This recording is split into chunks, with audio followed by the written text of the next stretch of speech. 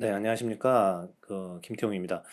그, 오늘은 그 연말 투자 전략에 대해서 좀 말씀을 드리려고 하는데요. 연초 이제 얼마 안 남았는데, 연말에 빨리 주식이 좀 회복을 해야 되는데, 많이 빠져 있어서, 걱정이 많으실 것 같습니다. 그런데, 저희가 결론부터 말씀드리면은, 거의 바닥권에 다 와 있는 것 같고요. 이제 언제 올라가냐의 시간 문제인데, 저희가 보기에는 11월에는 대주주 양도세 과세 문제도 있고 그런 부분이 있어서 한국은 좀 영향을 받잖아요. 그렇지만은 지수 레벨은 다 와 있다고 생각하고 있고요. 연말 또는 연초에 주가가 좀 올라가기 시작할 것 같습니다. 그래서 그런 이유들을 좀 말씀드릴 거고요. 그리고 이제 둘째로는 미국은 테이퍼링도 다 결정됐고 그랬는데 지금 신고가지 않습니까?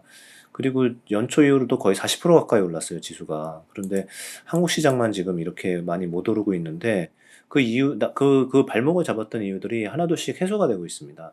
그래서 이제 그것도 좀 말씀을 드리도록 할게요. 먼저 그 자료를 준비했으니까 간단하게 짚고 넘어가겠습니다. 테이퍼링은 이제 더 이상 얘기할 필요 없죠. 예, 이제 내년 6월 달까지 끝나는 걸로 이제 나왔고요. 그리고 이제 FOMC가 내년에 하반기에 또 네 차례가 더 있는데 이때 이제 금리 인상을 어느 정도 할 거다. 약 두 차례 할 거다. 이렇게까지 시장에 좀 반영이 되고 있다고 알고 계시면 될 것 같습니다. 금리 인상 같은 경우는 보시면은 이거 페드 레이트 모니터라는 이런 지표가 있어요, 여러분.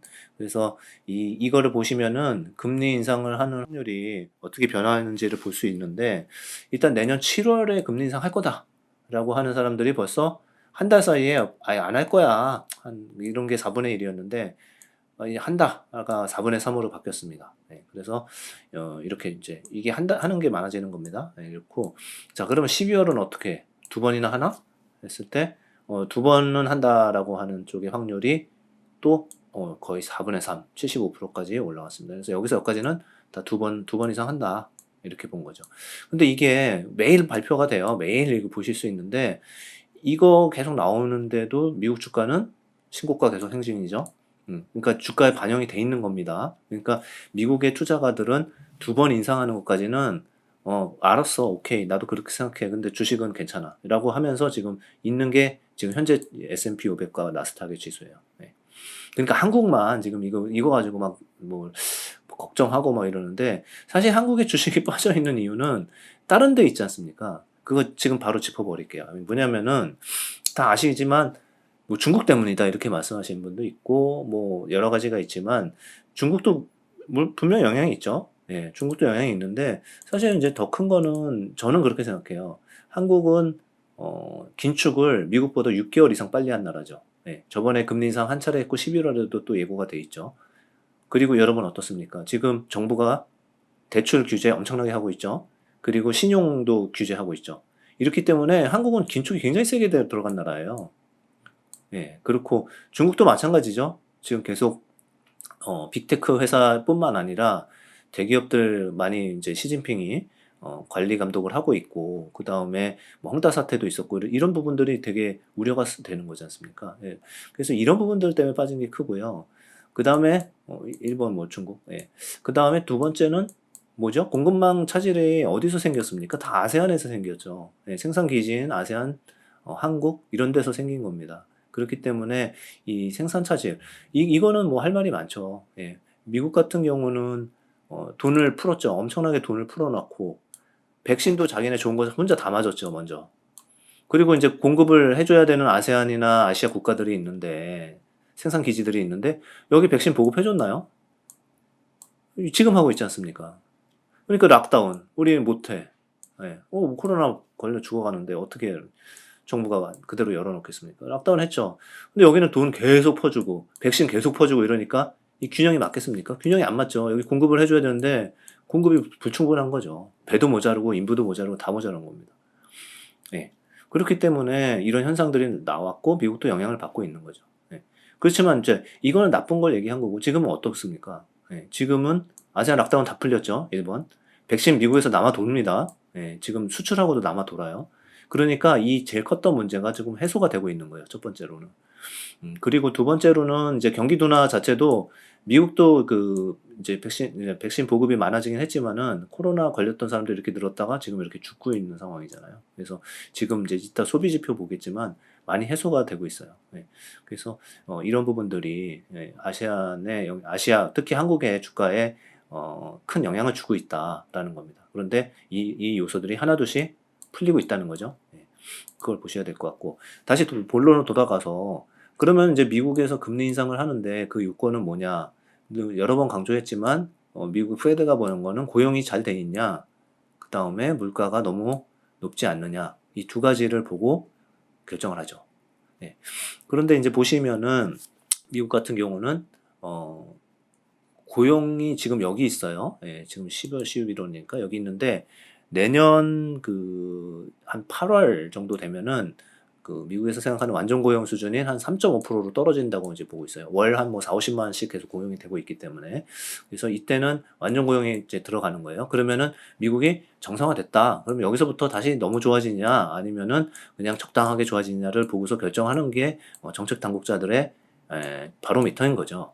그러니까 아직은 요건이 충족이 안 됐어요. 근데 왜 내년에 두 차례 올리는 걸로 이렇게 자꾸 올라가느냐?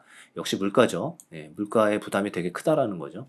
그래서 물가를 바로 보면은 물가는 뭐 지금 고공행진은 하고 있는 건 맞지 않습니까? 그리고 그 이유를 계속 공급망 차질로 해서 되고 있는 거예요. 근데 이게 지금 현재인 거고 골드만삭스가 추정하는 거는 뭐 저희랑 똑같습니다만은 내년 하반기부터는 많이 떨어지고 있는 거죠. 다시 정상화돼서 2% 근처까지 가는 거예요. 네. 그래서 핵심 물가 지수도 그렇고 PC도 그렇습니다. 왜 이렇게 될까? 또 틀린 거 아니냐? 틀릴 가능성은 좀 낮은 것 같습니다. 아무리 그래도 내년 하반기이면은 전 세계 백신이 남아 도는 건 맞습니다. 왜냐하면은 연간 130억 도우즈를 만들어낼 수가 있어요. 전체 캐파가. 전 세계 인구를 두 배나 되는 그런 양이 있습니다. 내년부터. 그렇기 때문에 그렇고 뭐 또 다른 변이가 있으면은 그거는 좀 또 틀리겠죠. 그렇지만은 그런 게 아니라 그러면은 현재의 이러한 공급망 차질이 1년 이상 된다는 거는 그거는 상식적으로도 말이 안 됩니다. 네. 돈 버는 비즈니스 하는 사람들이 그렇게 가지는 않으니까요. 그래서 이 물가는 이렇게 안정이 되면은 이게 드리고 싶은 말씀이 뭐냐면은 내년에 두 번까지 금리 인상하는 거는 주시장에 녹아 있는 겁니다. 네. 그런데 중요한 게 그게 속도가 계속 분기에 한 번씩 계속 올리면 어떡하냐. 내년 두 번 이후에 또 23년에 뭐 계속 이게 문제잖아요. 근데 이런 물가가 낮아지기 때문에 이렇게 급하게 가지 않을 거라는 거죠. 네. 그게 저희의 생각이고 또 골드만삭스나 이런 데들도 그렇게 생각하는 게 맞는 것 같습니다. 그래서 이제 지금 우려했던 것들에 대해서 좀 몇 가지를 말씀을 드린 거고 좋아지는 거 말씀을 드려야 되는데 좋아지는 게 지금 보이기 시작하고 있어요. 첫 번째로는 이제 주가로 볼까요? 주가로 보면은 이머징 마켓과 이제 그 디벨롭 마켓, 결국은 미국의 시장과 뭐 한국 시장으로 얘기할게요. 한국 시장과 보면은 괴리가 이렇게 벌어진 적이 없었어요. 네. 미국은 이렇게 갔는데 한국은 이렇게 갔죠. 네. 근데 여기에는 아까 말씀드린 것처럼 한국 정부가 지대한 공헌을 했죠. 네. 먼저 긴축을 했고, 그 다음에 두 번째로 헝다 사태와 같은 중국의 문제가 있었고, 네. 그리고 빅테크 규제도 계속 중국이 하고 있고, 그런 거고, 세 번째로는, 경기는 둔화가 되고 있고, 기업 실적은 잘 모르겠다. 이렇게 된 거죠. 그런데 여기서 이게 하나씩 풀리는 거죠. 첫 번째는 뭐냐면은, 헝다 문제는 별로 없고, 그 다음에, 락다운 다 풀렸고, 이러니까 이제 악재들이 하나둘씩 해소가 되고 있는 거고, 이런 괴리도는 너무 많이 벌어졌기 때문에 좁혀질 가능성이 굉장히 큽니다. 그 이유는 이미 미국이 다시 조정을 거치고 정상 궤도로 돌아오고 있어요. 그래서 이게 이제 선행지표입니다. 골드만삭스에서 발표하는 그 커런트 액티비티 인덱스라는 건데 여러 가지 상황에서 봤을 때 8월과 9월은 죽었죠, 액티비티가. 왜냐하면 뭐 여기도 델타 변이 영향을 받았죠. 근데 10월부터 확 올라오고 있어요. 자, 신용카드도 한번 볼까요? 신용카드도 선행지표예요. 사용량이 지금 최근에 11월까지 있는데 계속 올라오고 있습니다. 예, 그래서 미국은 위드 코로나 완전히 갔고요. 한국도 위드 코로나 가잖아요, 지금. 예, 그렇기 때문에 전체적으로 공급망만 해소되면 되는데 아세안도 락다운이 다 풀려 있습니다, 지금. 그러니까 시간 문제다. 이렇게 보셔도 될 것 같아요. 그리고 하나만 더 보면 마지막으로 빅데이터로 한번 보겠습니다. 빅데이터로. 빅데이터가 뭐냐면은 이거는 JP모건에서 그러니까 한 달에 한 번씩 발표를 하는데 얘네가 이제 어떤 빅데이터를 돌리나 봐요. 그래서 보면은 substantial pickup in October. 그래서 옥토버부터는 되게 확 올라온다 이런 얘기죠. 네. 그래서 GDP도 어제 대비도 상향 조정하고 뭐 한 일주일 전에도 상향 조정하고 이렇게 모델이 이렇게 얘기를 해주고 있습니다. 그래서 결과적으로는 이 좋아지는 게 11월, 12월이거든요. 그러니까 한국도 수출이 쉽게 안 꺾입니다. 반도체 때문에 좀 뭐 꺾이는 걸로 보일 수 있지만은 그렇지 않고요. 그리고 중요한 건 한국이 그러면 뭐 이게 벌어졌다고 무조건 좁혀지냐? 네가 어떻게 알아? 이럴 수 있는데 그런 개연성이 꽤 높은 게 있어요. 왜냐면은 중국이 내년에 좋아져야 되는데 내년 얘기가 갑자기 이제 나오는데 내년 초부터는 중국이 정책이 그동안에 긴축해서 이징으로 좀 바뀔 수가 있어요. 예, 약간 돈 푸는 쪽으로 갈 수 있는데 잘 아시다시피 이제 시진핑 주석이 내년에 임기 말이잖아요. 그래서 마지막 평가를 받는 10년 차에 들어가는 해예요. 그렇기 때문에 내년에는 그동안에 기업 옥죄기 뭐 그다음에 뭐 대출 옥죄기 이런 거 했던 것들을 다 풀고 이렇게 갈 가능성이 높습니다. 그리고 한국은 당연히 같이 영향을 받겠죠. 중국이 나빠서 그렇다고 그러는데 중국 수출 비중 25%로 1위, 미국이 참고로 수출 비중 한국의 15%. 네, 그래서 압도적인 1위입니다. 중국이. 그래서 이런 이유 때문에 좀 좋아질 부분들이 내년 초부터는 좀 반영이 될 거고 두 번째 삼성전자 너무 지루하고 이런데 반도체 가격은 내년 1분기가 바닥일 것 같아요. 네. 지금 다 알려져 있어요. 마이너스 10% 반도체 가격 빠지는 걸로. 그리고 2분기부터는 그 폭이 줄어들 겁니다. 그런데 주가는 6개월 빠르니까요. 네, 이때 전에 오르니까 저희가 볼 때는 1월 달이면은 이런 반도체 주가들도 거의 바닥 찍고 더 하락은 안 할 것 같습니다. 오히려 이 자금의 흐름이 미국은 이제 긴축으로 들어가는 거잖아요. 그리고 아시아의 한국, 중국은 미리 긴축했지 않습니까? 그러니까 머니게임은 이렇게 이머징으로 흐를 가능성이 있어요. 네, 그렇습니다.